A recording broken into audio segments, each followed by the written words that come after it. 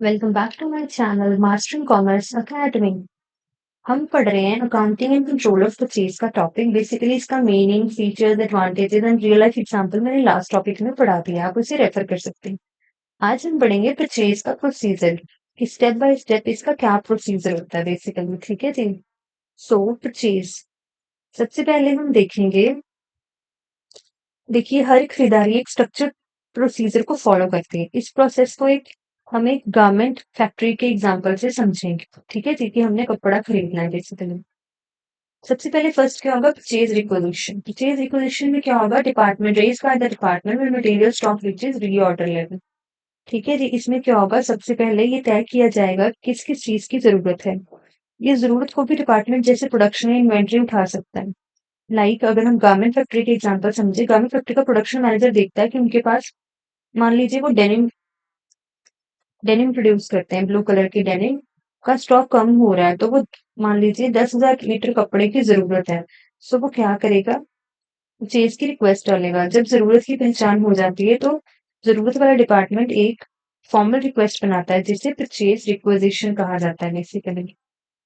इसमें आइटम का नाम होगा, क्वांटिटी होगी और किस तरह का चाहिए, ये सब लिखा होता है।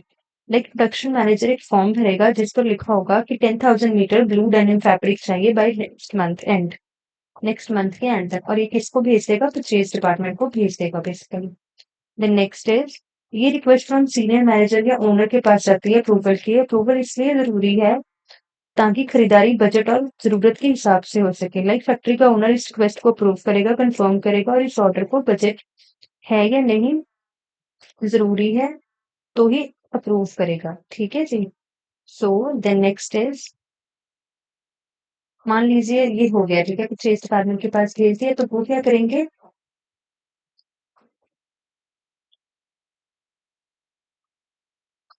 उसके बाद वो करेंगे, इनवाइट करेंगे कोटेशंस को। परचेज डिपार्टमेंट क्या करेगा, सप्लायर से कोटेशंस मंगवाएगा ताकि वो प्राइस को कंपेयर कर सके, क्वालिटी को कंपेयर कर सके, डिलीवरी की टर्म्स एंड कंडीशंस को कंपेयर कर सके, और पेमेंट की भी कई टर्म्स एंड कंडीशंस होती हैं, उन्हें भी कंपेयर कर सके। ठीक है जी। अब ये सब करने के बाद, मान लीजिए वो क्या करेगा, सप्लायर को सिलेक्ट करेगा। अब अप्रूवल के बाद परचेज वाला सप्लायर से आइटम के लिए कोटेशंस मंगवा ली उसने, फिर वो कोर्स को कंपेयर करेगा सबसे अच्छी डील के लिए।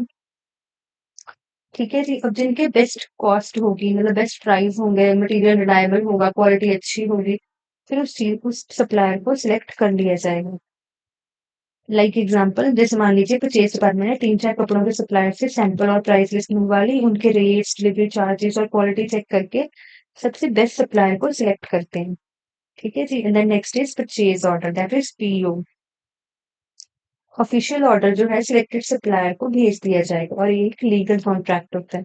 लाइक जिस सप्लायर को चुना जाता है उसको एक परचेज ऑर्डर भेजा जाता है। ये एक लीगल डॉक्यूमेंट होता है बेसिकली, जिसमें खरीदी जाने वाली चीजों की पूरी डिटेल होती है। अगर मान लीजिए फैक्ट्री का परचेज डिपार्टमेंट उस सप्लायर को एक फॉर्मल डॉक्यूमेंट भेजता है जिसमें लिखा होता है कि हमें सप्लाई कर दीजिए 10,000 मीटर ऑफ ब्लू डेनिम का fabric at the cost of 250 per metre, delivery by next month end. उसने पूरा बता दिया कि उसे क्या क्या चाहिए और कितनी देर तक चाहिए, कितनी अमाउंट का चाहिए, सब कुछ बता दिया। ठीक है। Next is goods receive note, GRN। अब क्या होगा,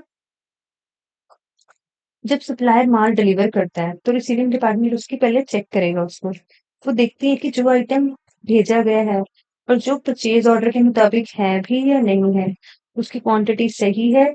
सामान मिलने के बाद एक GRN बनाया जाता है। ठीक है जी। Store department GRN receipt of goods पर बनाता है, then is used to compare with purchase order. मैं बता रही हूँ आपको, कंपेयर किया जाता है परचेज ऑर्डर के साथ। अब इसे हम उस एग्जांपल से समझते हैं कि जब सप्लायर का ट्रक आता है तो स्टोर कीपर कपड़े के रोल्स गिनकर और क्वालिटी देखकर गुड रिसीव नोट पर साइन करता है कि जो भी मंगवाया गया था वो एज पर परचेज ऑर्डर ही आया है या नहीं आया। Then is inspection report, then quality quantity को चेक करता है, डैमेज और एक्सेस आइटम को रिटर्न कर देता है।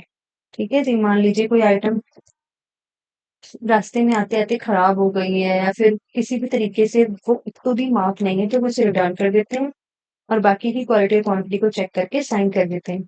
Then is invoice checking. Invoice checking का मतलब होता है, सप्लायर अपना इनवॉइस भेजता है जब ठीक है जी, तो उसे किस-किस चीज़ के अगेंस्ट चेक किया जाता है? परचेज़ ऑर्डर के अगेंस्ट, जीआरएम के अगेंस्ट और इंस्पेक्शन रिपोर्ट बनाई जाती है। इसका आपको बताती हूँ मैं, जैसे कि मान लीजिए सप्लायर ने अपना इनवॉइस भेजा, तो अकाउंट्स डिपार्टमेंट इस इनवॉइस को परचेज़ ऑर्डर और जीआरएम के साथ मिलाता है। ठीक है जी? ये स्टेप इसलिए ज़रूरी है ताकि सप्लायर ने सही अमाउंट का बिल बनाया है और सामान सही में रिसीव हुआ भी है या नहीं। और अब जो इंस्पेक्शन रिपोर्ट मैंने बताया आपको, क्वालिटी और क्वांटिटी चेक हो गई है, साइन हो गए हैं, डैमेज या एक्सेस आइटम्स को रिटर्न कर दिया गया है, तो उसे लेस करके इस सबको क्रॉस चेक किया जाता है। ठीक है जी? So the next one is payment. अब हमने सामान का ऑर्डर भी दे दिया, सप्लायर भी सिलेक्ट कर लिया, हमारे पास सामान भी आ गया, हमने चेक भी कर लिया। अब उसकी पेमेंट का टाइम आ गया है। अब क्या होगा? आफ्टर वेरिफिकेशन, जब इनवॉइस सक्सेसफुली वेरीफाई हो जाता है, तो अकाउंट्स डिपार्टमेंट को पेमेंट करनी है सप्लायर को। वो कैसे भी कर सकता है, कैश से, चेक से, बैंक ट्रांसफर से। ठीक है जी? तो फिर वो पेमेंट करता है।